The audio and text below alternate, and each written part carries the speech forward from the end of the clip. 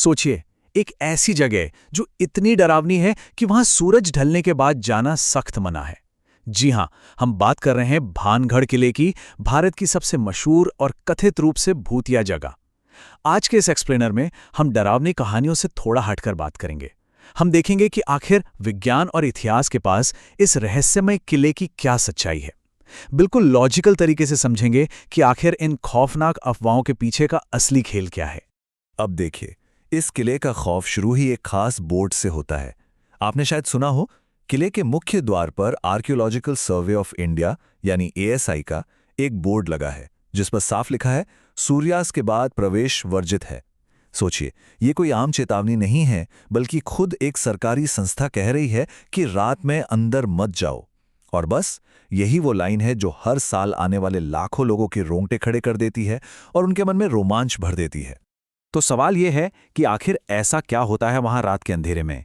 क्या सच में कोई भटकती आत्माएं वहां डेरा डाले हुए हैं, या फिर इसके पीछे कोई ऐसा सॉलिड साइंटिफिक और फैक्चुअल रीजन है जिस पर किसी का ध्यान ही नहीं जाता? चलिए, इन सुनी सुनाई बातों को आज जरा फैक्ट्स के तराजू पर तौलते हैं। सच्चाई तक पहुंचने से पहले जरा उन मशहूर कहानियों पर नजर डाल लेते हैं जो भानगढ़ की पहचान बन चुकी हैं। आपने पक्का सुना होगा बाबा बालूनाथ नाम के एक साधु का भयानक श्राप, या फिर तांत्रिक सिंघिया का वो काला जादू जो उसने राजकुमारी के लिए किया था। और हाँ, रात के अंधेरे में औरतों के रोने की आवाजें, चूड़ियां टूटने की खनक, अजीब सी परछाइयां और अचानक से आने वाली इत्र की महक, यही सब तो भानगढ़ को इतना खौफनाक बनाता है ना।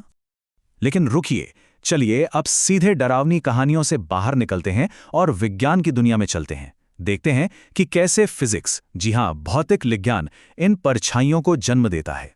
डर के इस पूरे साइंस को समझने के लिए सबसे पहले हमें एक खास टर्म को समझना होगा, इंफ्रासाउंड। ये 20 हर्ट्ज से कम फ्रीक्वेंसी वाली साउंड वेव्स होती हैं।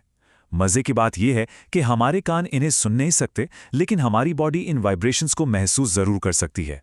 और जब ऐसा होता है तो अचानक बिना किसी वजह के ठंड लगने लगती है, भयंकर घबराहट होने लगती है और एक बहुत ही अजीब सी फीलिंग आती है, जैसे कोई आपको लगातार घूर रहा हो। एकदम क्रीपी है ना? और इसी इंफ्रासाउंड में एक बहुत ही जादुई नंबर है, 19 हर्ट्ज।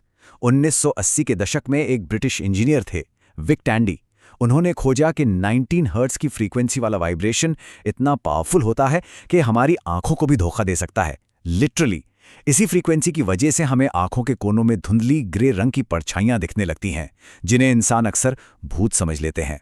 अब आप सोच रहे होंगे कि भानगढ़ से इसका क्या कनेक्शन है। असल में भानगढ़ का किला खुद एक विशाल नेचुरल इंफ्रासाउंड मशीन की तरह काम करता है। होता यह है कि जब तेज हवाएं इन बिना छत वाली जर्जर इमारतों से टकराती हैं तो एक खास तरह का कंपन पैदा होता है। ऊपर से भानगढ़ सीस्मिक जोन 4 में आता है, मतलब जमीन के अंदर भी छोटे मोटे झटके आते रहते हैं। ये हवा और जमीन का वाइब्रेशन मिलकर एक लो फ्रीक्वेंसी वाला ऐसा डर पैदा करते हैं जो बिल्कुल नेचुरल है। तो ये तो हुई फिजिक्स की बात, लेकिन हमारा दिमाग भी कुछ कम खेल नहीं खेलता। चलिए समझते हैं कि इस खौफ के पीछे साइकोलॉजी का क्या रोल है। क्या आपने कभी बादलों में किसी इंसान या जानवर की शक्ल देखी है? बस यही है पैराडोलिया। ये एक मनोवैज्ञानिक घटना है जहां हमारा दिमाग रैंडम और अजीब आकारों में जानी पहचानी चीजें ढूंढने लगता है। तो जब लोग भानगढ़ के अंधेरे कोनों, खंडर हो चुकी दीवारें और टूटे खंभों को देखते हैं तो उनका दिमाग खुद ब खुद वहां इंसानी चेहरे या भूतिया आकृतियां इमेजिन कर लेता है। असल में वहां ऐसा कुछ होता ही नहीं है, सारा खेल हमारे दिमाग का है। इस बात को साबित करने के लिए एक बहुत ही कमाल का एक्सपेरिमेंट हुआ था। 2008 में लंदन की गोल्डस्मिथ्स यूनिवर्सिटी ने हॉन्टन प्रोजेक्ट कंडक्ट किया। उन्होंने लोगों को एक बिल्कुल सफेद खाली कमरे में बैठाया, लेकिन वहां चुपके से इंफ्रासाउंड और इलेक्ट्रोमैग्नेटिक फील्ड्स चालू कर दिए गए। आपको जानकर हैरानी होगी, 20% लोगों को लगा कि कमरे में उनके अलावा भी कोई है, और 8% लोग तो उस खाली कमरे में खौफ से कांपने लगे। इससे साबित होता है कि अदृश्य तरंगे अकेले ही भूतिया अनुभव देने के लिए काफी हैं। और इसमें सबसे बड़ा तड़का लगाती है सजेस्टिबिलिटी, यानी किसी बात को सच मान लेने की हमारी फितरत। जब हमें पहले से बता दिया जाता है कि कोई जगह भूतिया है तो हमारा दिमाग ऑटोमैटिकली हॉन्टेड मोड में चला जाता है। इंटरनेट पर इतनी डरावनी कहानियां पढ़ने के बाद वहां पहुंचने पर हिलता हुआ एक नॉर्मल पेड़ भी लोगों को चलता हुआ भूत लगने लगता है। ये पूरी तरह से घबराहट और पहले से बनी धारणाओं का ही कमाल है।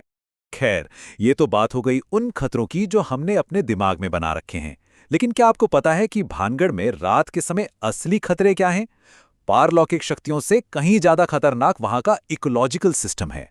अगर हम एक तरफ रखें लोगों के दिमागी डर को, जैसे रोती हुई औरतें, अदृश्य कदम, श्रापित आत्माएं और काला जादू, और दूसरी तरफ रखें असली खतरों को, तो कहानी बिल्कुल बदल जाती है।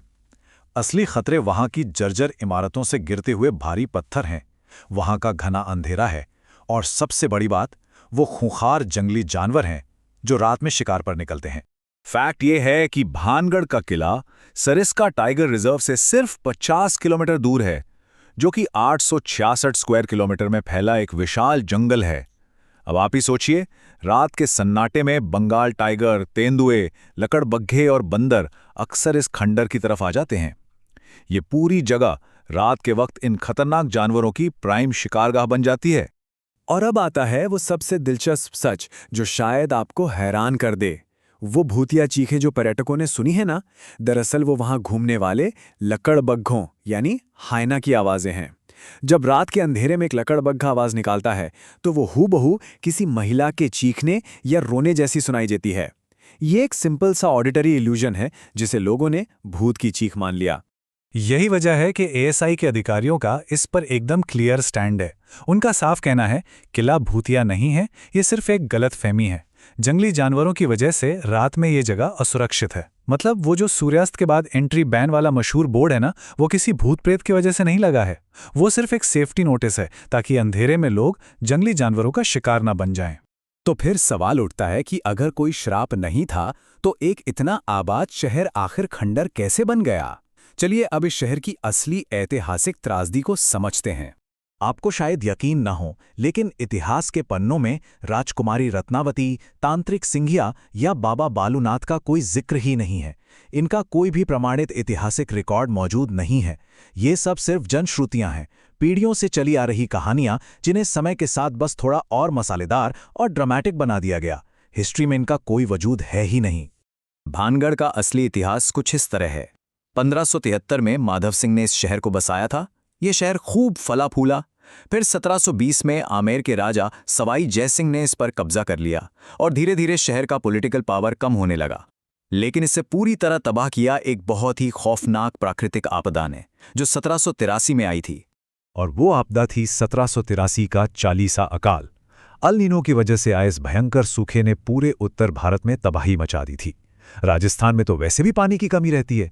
इस भीषण अकाल ने लोगों को दाने दाने के लिए मोहताज कर दिया और मजबूरी में 9000 घरों वाले इस पूरे के पूरे शहर को हमेशा के लिए खाली करना पड़ा।